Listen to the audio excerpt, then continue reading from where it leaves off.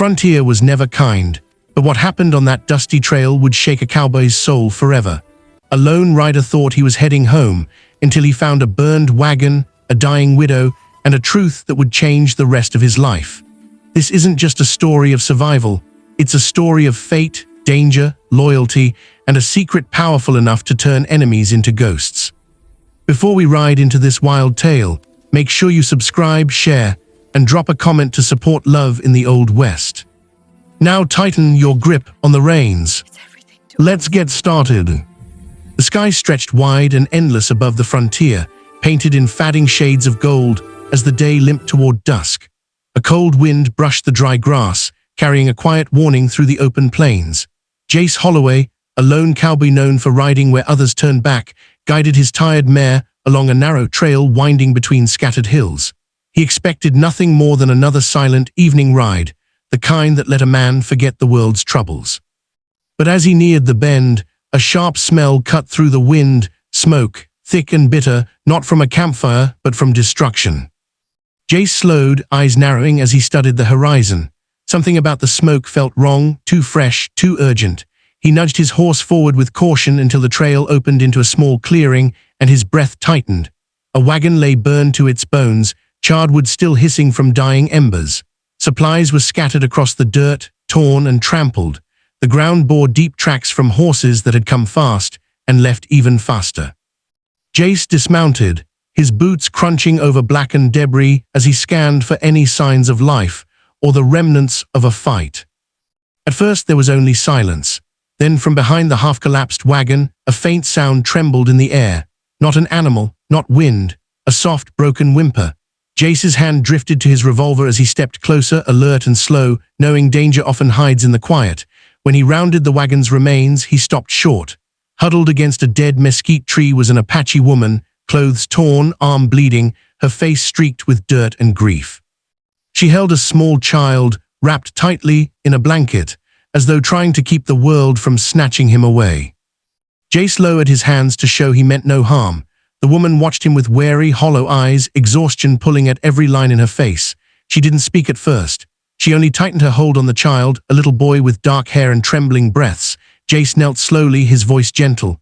"I'm not here to hurt you. What happened?" The woman swallowed, her voice weak but clear. "Men 3, they came at night, took our horses, burned our wagon. They killed my husband, my son." She looked down at the boy. "They meant to leave us for dead." Jace felt a cold anger settle in his chest. He'd seen cruelty on the frontier, but something about the way she spoke made it hit deeper. He wasn't a lawman, wasn't a hero, but he knew he couldn't walk away.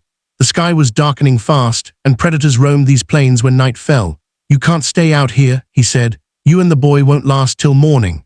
She hesitated, fear and distrust fighting within her. Then her shoulders sagged, a silent surrender to exhaustion.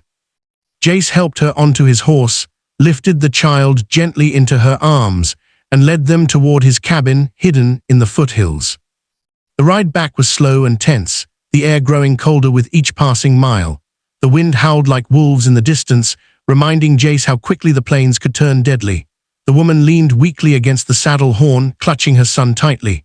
When they finally reached the small wooden cabin, Jace opened the door and ushered them inside, lighting a lantern to chase away the darkness. He moved without hesitation, heating water, tearing cloth for bandages, cooking what little he had. He cleaned her wounds with steady hands, wrapped her arm carefully, and gave the child warm broth until his shaking eased. As the fire crackled softly, the woman watched Jace through heavy eyelids. She had no reason to trust him, no reason to believe in his kindness, yet something in his quiet manner softened the fear around her heart. When she finally drifted into sleep, the child curled in her arms, Jace sank into his chair, exhaustion settling into his bones. He had no idea why fate had put these strangers in his path, but he knew he couldn't abandon them. The night outside roared with wind, but inside, for the first time in days, the woman and her child slept safely. By morning, sunlight spilled into the cabin, warm and gentle. The woman stirred slowly, waking as if returning from a nightmare. She saw Jace asleep in the chair, hat tipped over his eyes, gun resting loosely in his hand. The man had guarded them through the night. Something in her chest tightened, an emotion she had not felt in a long time. Gratitude. She whispered her name, Naira, when Jace woke. He nodded, offering a small, respectful smile.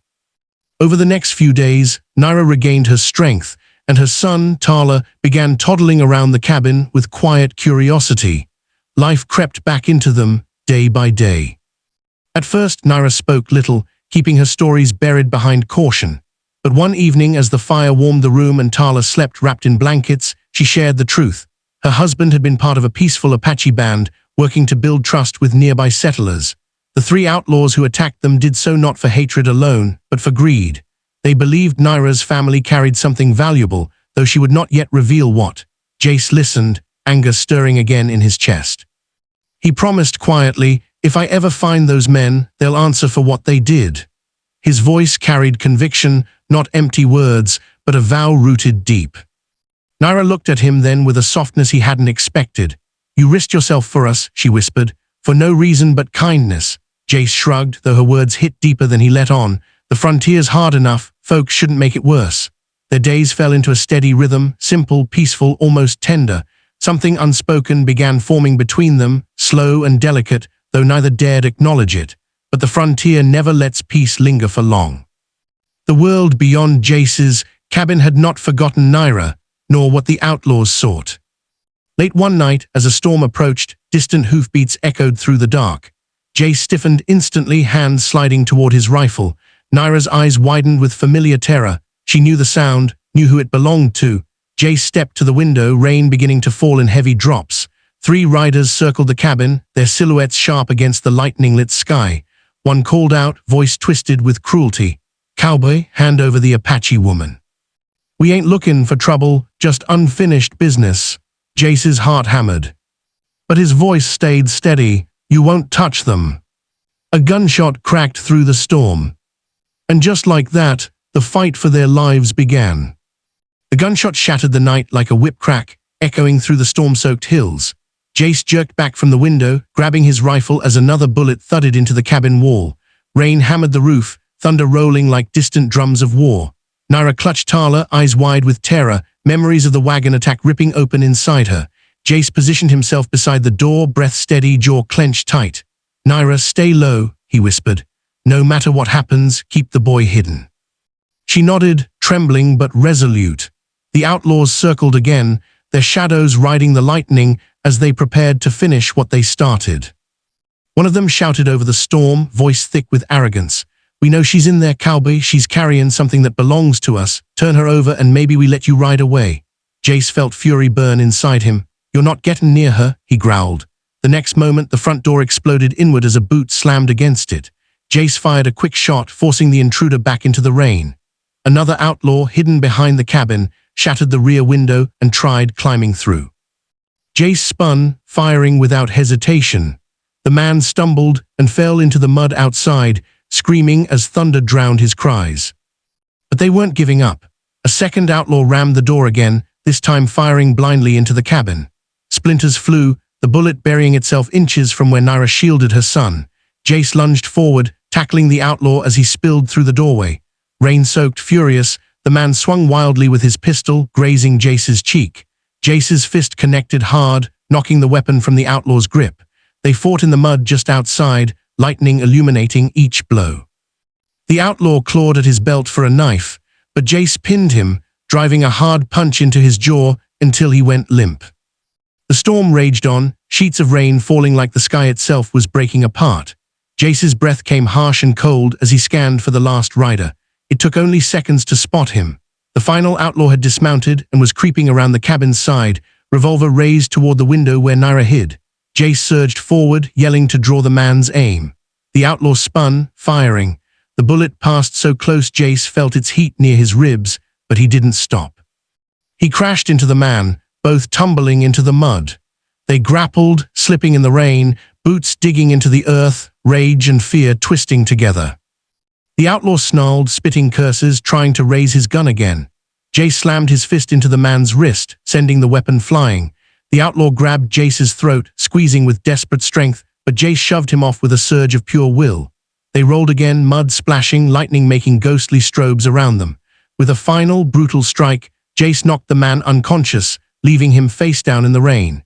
Jace stood there for a moment, breathing hard while thunder cracked overhead. Then he turned back to the cabin, but stumbled when he saw Naira standing at the doorway, holding her child close, tears mixing with rain on her face. She rushed toward him, voice trembling. "Jace, you saved us." He opened his mouth to speak, but exhaustion dragged him down. He steadied himself against the door, soaked, battered, but alive. "It's over," he said softly. "You're safe now." Naira's hand trembled as she touched his cheek, eyes full of gratitude so deep it hurt. The storm slowly began to die, leaving only a quiet drizzle and the distant groans of thunder fading into the hills. Jace dragged the unconscious outlaws inside and tied them to sturdy beams until dawn, when riders from the nearest town, alerted by the gunfire, came to haul them away. The following days felt quieter than any Naira had known. With the danger gone, the cabin settled into a peaceful rhythm again. Jace mended the broken window, Naira tended to meals and cared for Tala, and the heavy tension that once hung around them began to ease. But something else grew in its place, something warm and unfamiliar, a gentle bond, born of shared danger and fragile trust. Still, Jace kept his emotions tucked away, unsure if the woman he rescued could ever see him as more than a protector. He didn't dare assume, didn't dare hope. Life on the frontier rarely rewarded hope. One evening after Tala had fallen asleep and the fire glowed soft and warm, Naira asked Jace to sit beside her outside the cabin. The sky was painted in dusky purple, stars emerging in slow glittering clusters, but her eyes carried a weight he couldn't ignore. "There is something I must tell you," she began, voice quiet but steady. "A truth my husband died protecting, a truth that will change everything." Jace turned to her, heart tightening. "Naira, whatever it is, you can tell me." Her hands shook slightly as she reached inside the woven blanket beside her and pulled out a small leather pouch. Naira unfolded the worn paper inside, handling it as if it was something sacred. She handed it to Jace, meeting his eyes. "This is what they were after." Jace opened the paper slowly and froze. It was a land deed stamped with official seals, granting ownership of more than 200 acres of lush valley land near a river, valuable land, Fortova land, the kind of land that could change a man's life forever. "I don't understand," he whispered. Naira exhaled shakily. "My husband was gifted this land by a rancher who wished for peace between settlers and Apache, but others wanted it. They believed we carried something precious. They killed for it." She placed a gentle hand over Jace's. "Before he died, my husband told me something important. He said this land must go only to a man who would protect it with honor, a man who cared more for people than for profit, a man who shields the innocent without expecting anything in return." Her eyes softened, filling with warmth. "Jace, that man is you." Jace stared at her, stunned. "Naira, I didn't save you for land." She nodded. "I know, that's why my husband chose well." She closed his fingers gently around the deed. "This land is yours, if you want it." Jace looked out over the dark plains, feeling the weight of the paper in his hands, feeling the weight of destiny settling onto his shoulders. A ranch, a home, a future, things he'd never dared to imagine. But when he looked back at Naira, he saw something far greater: trust, courage, and hope reflected in her eyes, something he wanted to protect more fiercely than any land. "I want to build something good," he said softly, "but only if you and Tala stay with me."